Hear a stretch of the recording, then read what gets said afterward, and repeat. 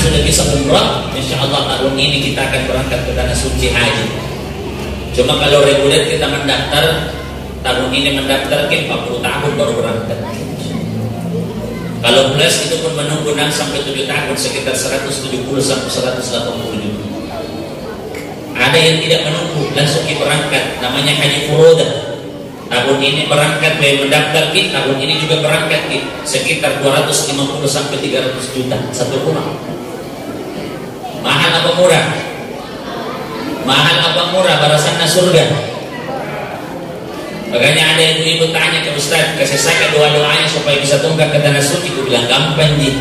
Sudah kita suruh baca ke surah Al-Waqi'ah, baru surah Ar-Rahman, baru Ustaz tambah surat Tanah. Insya Allah daripada nanggu kita nata di kampung baru di Makassar makin tinggal mending jual gitu. Aman gitu. Seorang yang berangkat ke tanah suci pada saat di Arafah baca ini doa di padang Arafah, Alhamdulillahi ala nikmatil Islam wa kafa biha bi ni'mah. Tahun berikutnya berangkat lagi haji. Pada saat di Arafah mau lagi baca ini doa, ada dia dengar dari telinganya, dia tidak semua orang dengar, dia sendiri. Apa yang dia dengar? Jangan mau dulu baca ini, jangan tapi dulu baca itu doa. Kenapa? Karena pahalanya doa ini yang engkau baca tahun lalu belum selesai catat malaikat ke sampai sekarang. Pahala doa yang baru-baru kau ucapkan itu yang tahun lalu engkau ucapkan pahalanya belum selesai, saking banyaknya itu pahalanya. Ucapan bersyukur atas nikmat Islam yang Allah berikan kepada kita. Jadi makanya surah hafal gitu. Dihafal itu ibu. Ulang satu kali. Alhamdulillahi ala nikmatil Islam wa kafa biha binikmah. Tanpa saya 1, 2, 3.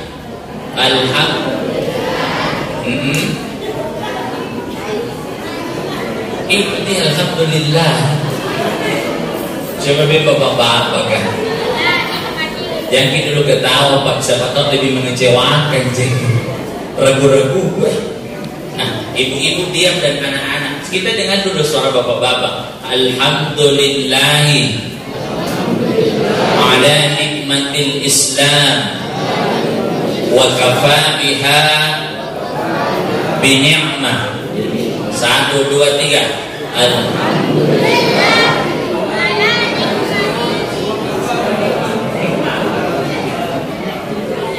11, 12. Alhamdulillah. Nikmah.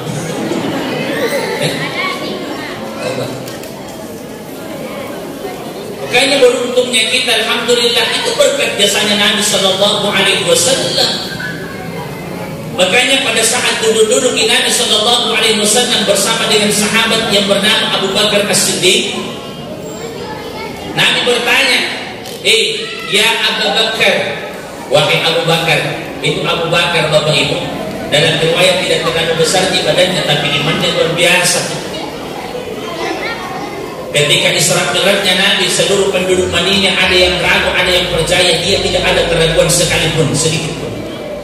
Bahkan ketika Abu Jahal menyampaikan kepadanya, Abu Bakar, itu temanmu orang gila.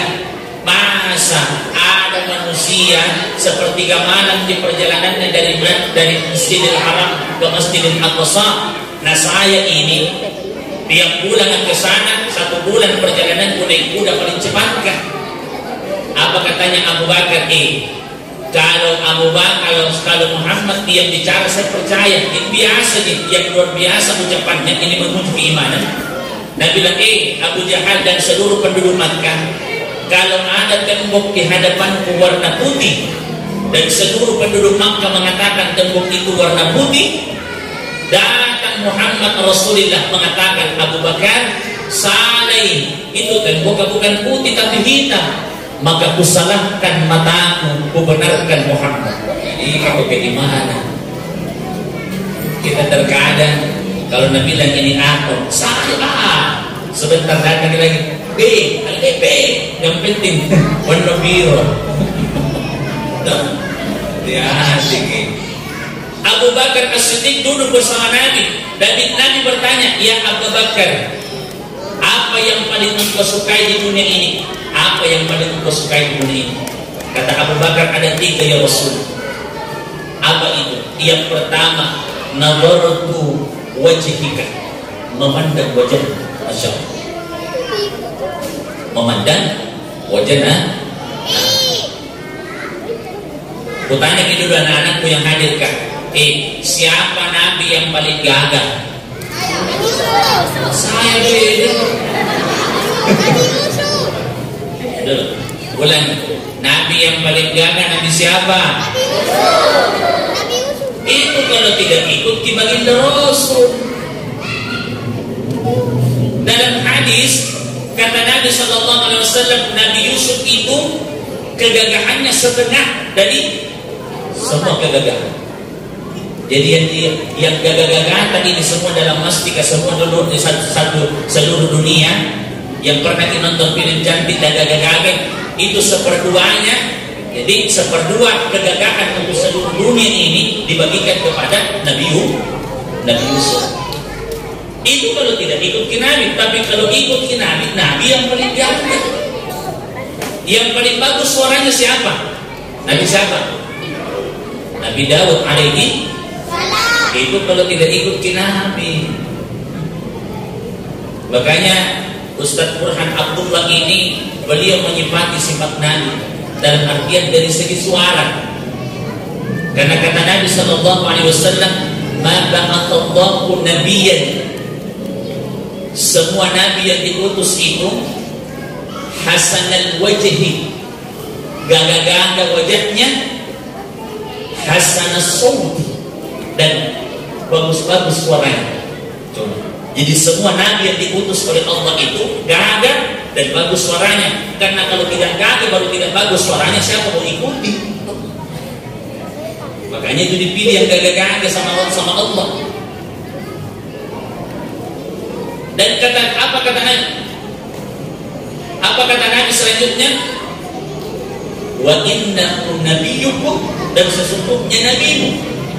Siapa yang ditunjuk? Baginda Rasul. Paling bagus wajahnya, paling gagah, dan paling bagus suaranya. Itu hadis dalam riwayat Imam Tirmizi. Hadisnya sahih. Jadi yang paling gagah wajahnya adalah baginda Rasul, dan paling bagus suaranya adalah baginda Rasul. Dan mudah-mudahan bisa nanti tatap wajahnya Nabi di yaumil akhirat. Suatu hari Aisyah radhiyallahu anha, ibu, gue tanya ibu deh, yang hadir kan, ibu-ibu kan, siapa nama suaminya Aisyah? Mati mungkin. Nama suaminya Aisyah. Kenapa Nabi ini ibu-ibu tadi? Bapak-bapak, suaminya Aisyah radhiyallahu anha. Ragu-ragu. Baginda Rasul. Biasanya kan kita balik, siapa nama istrinya Rasul, ini ku balik, siapa nama suaminya Aisyah. Baginda Rasul. Pada saat itu Aisyah radhiyallahu anha menjahit di dalam kamarnya. Tiba-tiba di waktu sahur sekitar jam 4, tiba-tiba mati pelita yang kuat, jatuh jarumnya. Seketika itu Aisyah setengah mati cari itu jarum. Nabi muncul dari luar masuk ke dalam kamar. Apa kata Aisyah? Jelas sekali kulihat itu jarum yang jatuh seperti ada lampu sorot. Itulah wajah baginda Rasulullah sallallahu alaihi wasallam. Nabi bilang, ibu-ibu Ustaz, begitu tadi suamiku terang namamu, segalanya aku perhatikan HP namanya. Maka pada saat itu kata Aisyah radhiyallahu anha, ya Rasul, gagahnya wajahmu, terangnya wajahmu. Apa kata Nabi? Wailun, celaka, liman la yara wajhi yaumal qiyamah. Celakalah orang-orang yang tidak bisa memandang wajahku, menatap wajahku, yang tidak bisa melihat wajahku nanti di yaumul qiyamah. wailul liman la yara wajhi yaumal qiyamah, wailul liman la yara.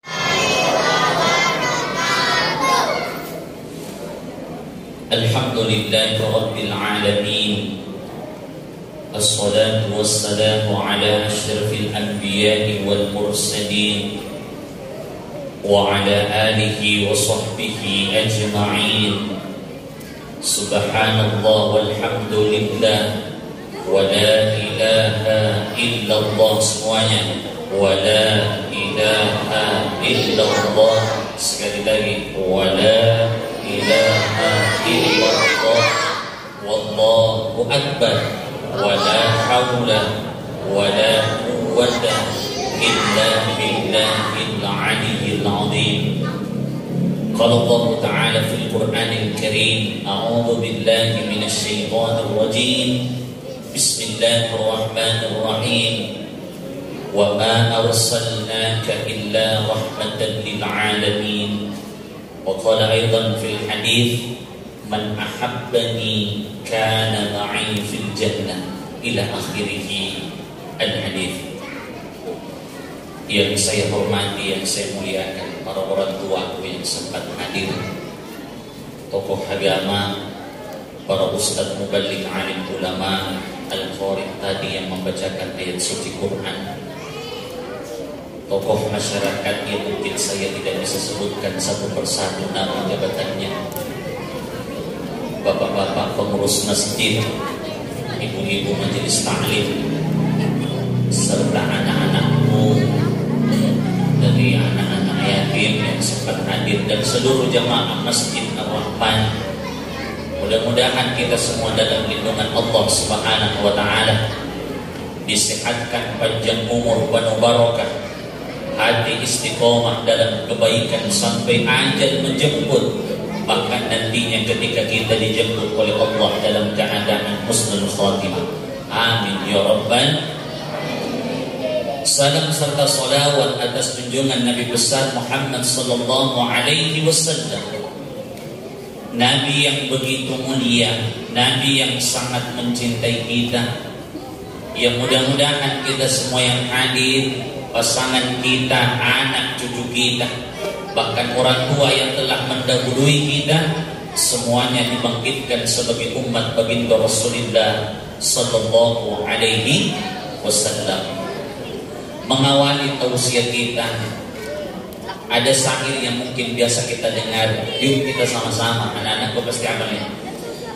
Abdullah nama ayahnya, Aminah ini bundanya, Abdul Muttalib kakeknya, Abu Thalib pamannya, Khadijah istri setia, Fatimah putri tercinta, semua bernasab mulia, dari Quraisy ternama, 2 bulan di kandungan, wafat ayah handanya. Tahun gajah dilahirkan, yatim dengan kakeknya, sesuai adat yang ada disusui Halimah. 6 tahun usianya, wafat ibu tercinta. Inilah kisah sang Rasul yang penuh suka duka. Inilah kisah sang Rasul yang penuh suka duka. Oh, penuh suka duka. Jelas. Jadi mulai dari lantunan ini kita sudah tahu tentang Nabi itu seperti ini. Jadi Nabi itu dilahirkan pada tahun gajah. Kenapa disebut dengan tahun gajah? Karena pada tahun itu tidak ada kalender. Jadi tahun itu sesuai dengan kejadian. Karena Nabi bertepatan tahun itu penyerangan pasukan bergajah untuk Baitullah, maka tahun itu disebut dengan tahun gajah. Ada juga disebut dengan Amul Husni, tahun berseri. Kenapa disebut dengan tahun berseri? Karena pada saat itu Nabi bersedih karena meninggal pamannya, kemudian menyusul istri beliau. Nanti pada zaman pemerintahan Sayyidina Umar bin Khattab, maka dibuatlah kalender yang disebut dengan kalender Hijriyah, yang 12 bulan di dalamnya. Yang pertama Muharram, sama-sama di anak-anakku, Muharram, Safar, Rabiul Awal, semua seluruh jamaah, Muharram, Safar, Rabiul Awal, Jumadil, Rajab, Sya'ban, Ramadan, Syawal, Zulqa'dah, Zulhijjah, Zulkifli, sampai Zulhijjah. Terus jadi Nabi dilahirkan pada bulan berapa? Rabiul Awal itu bulan keberapa?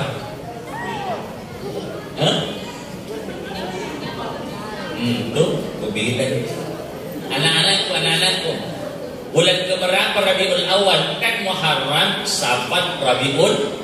Jadi bulan keberapa? Tante kan butuh dihitungin tadi.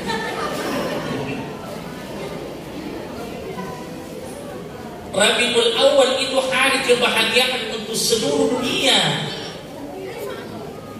yang sampai-sampai yang diabadikan dalam Al-Quran pamannya Nabi Abu Lahab, tabbat yada abi lahabin wa tab ma aghna anhu maluhu wa ma kasab, dan seterusnya. Binasalah kedua tangan Abu Lahab, sebenar-benar binasa, bersama istrinya dimasukkan ke dalam neraka. Itu Abu Lahab diabadikan dalam Al-Quran pasti disiksa. Tapi setiap hari lahirnya Nabi, bulan lahirnya Nabi, tahun lahirnya Nabi, siksaannya Abu Lahab dihentikan, dipendingin. Kenapa bisa? Karena Abu Lahab juga pernah bersenang hati mendengar Nabi Sallallahu Alaihi Wasallam dilahirkan. Yang pada saat itu Thuwaibah, budak Abu Lahab menyampaikan, tuanku Abu Lahab, lahir di kemanakanmu? Apa kata Abu Lahab? Bahagia sekali mendengar Thuwaibah, maka hari ini engkau memerdekakan. Bahagianya itu dibalas oleh Allah dengan setiap hari lahirnya Nabi ditangguhkan siksaannya.